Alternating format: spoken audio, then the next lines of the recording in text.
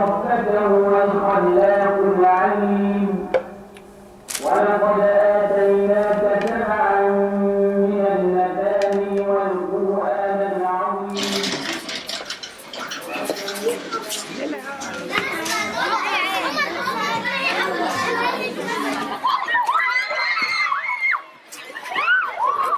I think our union solidarity campaign is vital, and every time I come here I think it's more vital. Everything that I see here indicates to me that the situation deteriorates. Every time I come there is more building, more settlement building, taking over more land, which just makes the situation worse. And it is only by, I believe it is only by international pressure that we are really going to change the situation here. We have to show our support to the people in Palestine, stand with them and use all of the forces that we have as trade unions to say that international pressure has to be brought against what is happening.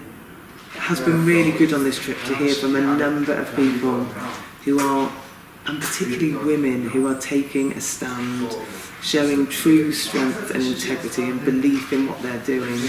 And I truly believe that we, together standing, can make a difference.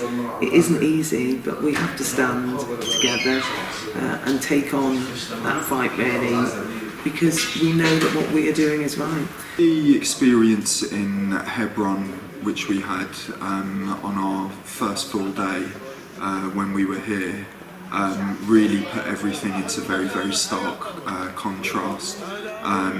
Here we had a city where a few hundred Israeli settlers have taken over the centre of a city, and they are reinforced by thousands of Israeli soldiers. The Israeli soldiers have not allowed Palestinian people to walk down certain streets of their own town. They cut off the roads with checkpoints. Children have to deal with these checkpoints and with these soldiers and with these oppressions on a daily basis. They accuse their teachers of acts of terrorism and violence, which are blatantly not true. And for me, that was particularly shocking and particularly saddening, because it highlighted many of the apartheids which exist in this country. Being in Hebron and not seeing anything dramatic in the regards of people being chased down streets, but just seeing the systematic and technological suppression of these people. They can't even go to school properly. Their pathways to a school are fenced off and barbed wired. It's true brutality. Go and see for yourselves. Make the effort.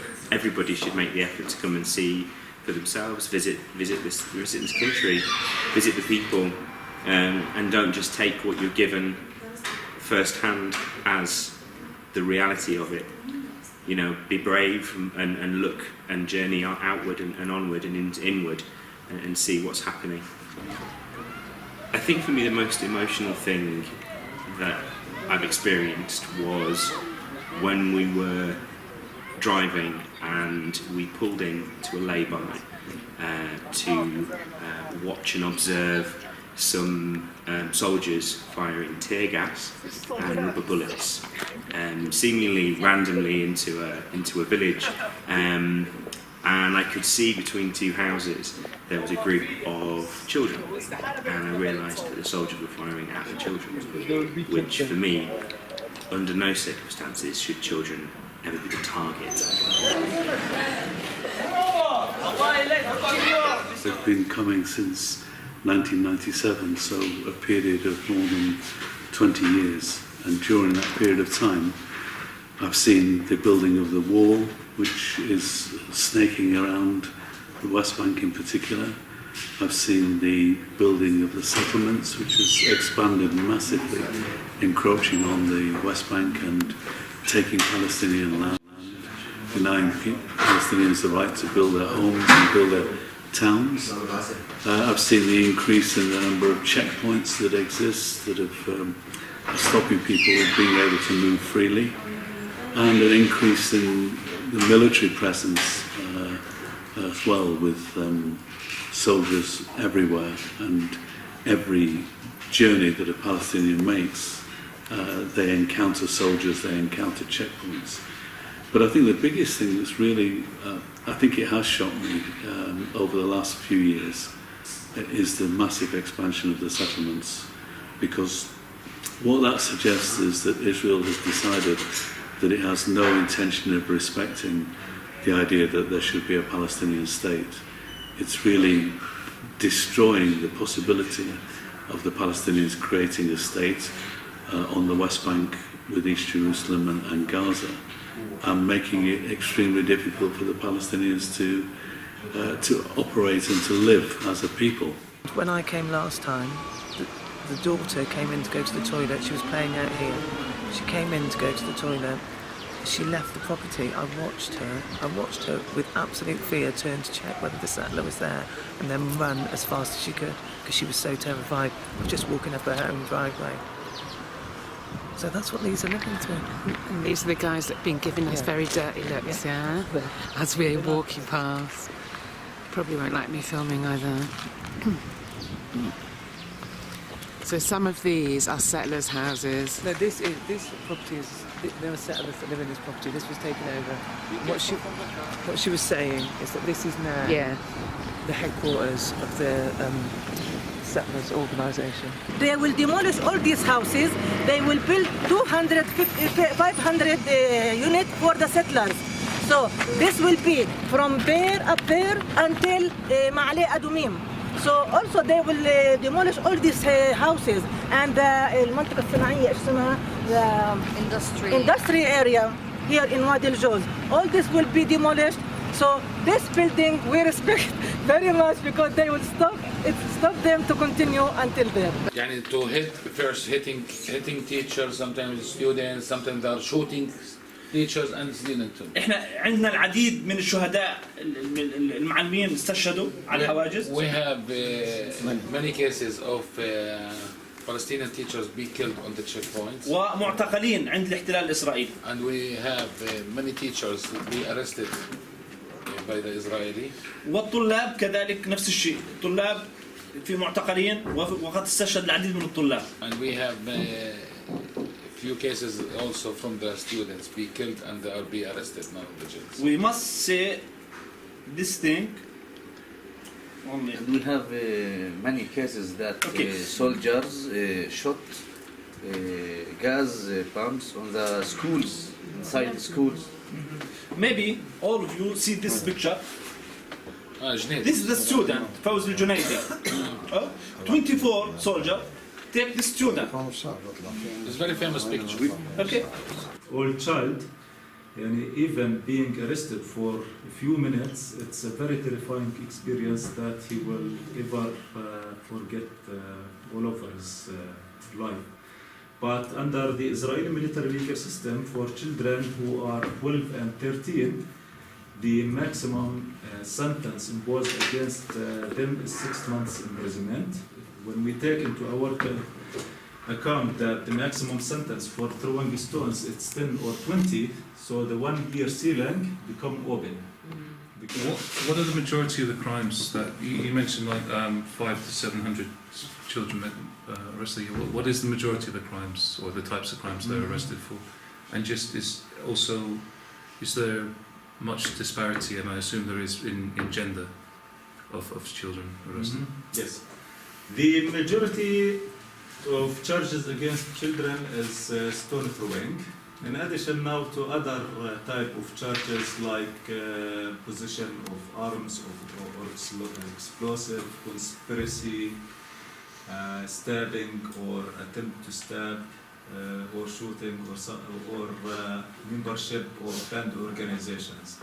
So, but the majority still is throwing stones. And now We are talking at present time there is 330 Palestinian children, among them just 10 girl children, and the girls during the last 2 or 3 years their percent goes up. But I definitely didn't imagine the suffering, the real suffering and that people faced, and to an extent the way that essentially their throats are being stamped upon in so many different ways, whether it's the settlements, whether it's being forced out of their homes, whether it's the land surrounding settlements. There's just so much that is devastating their lives.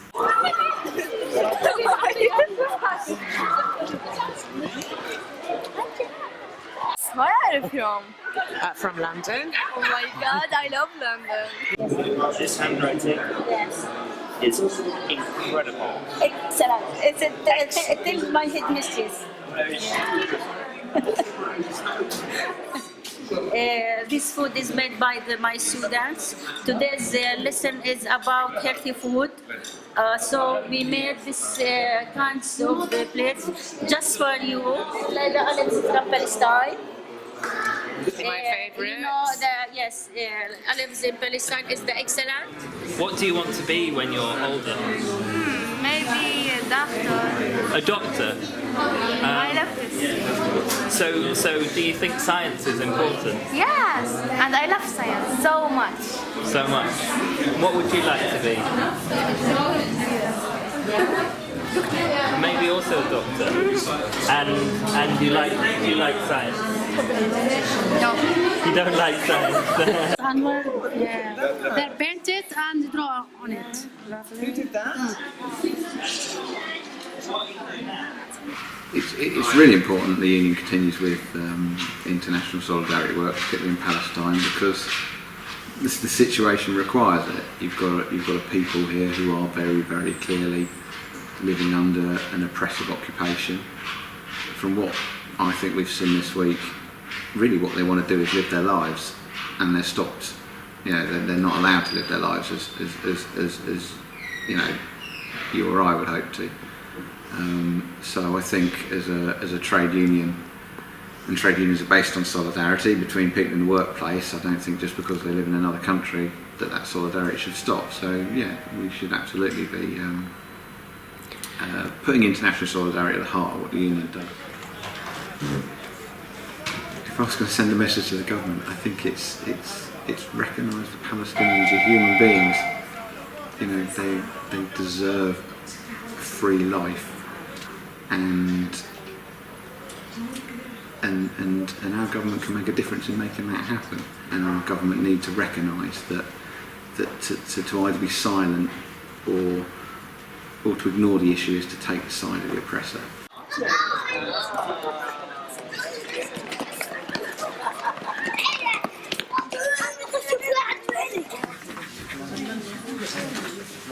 Classroom could be anywhere. No, that's right. It's always the same, isn't it?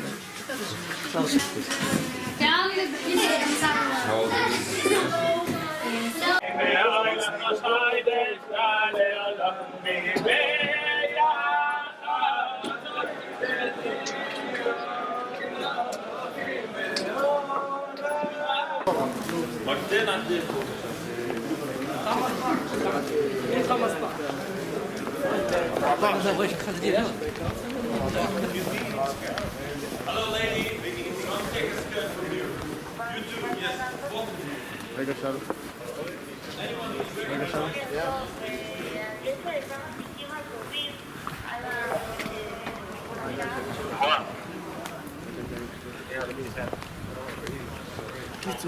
And I think we can change the government's attitude. I think that's our job, because I think the state of Israel would not be able to act in the way it did without feeling able to say that behind its back stood, for example, the economic support of the United States of America or the military support of the United States of America. And we have to fight to stop governments being complicit in Israel's oppression of the Palestinians.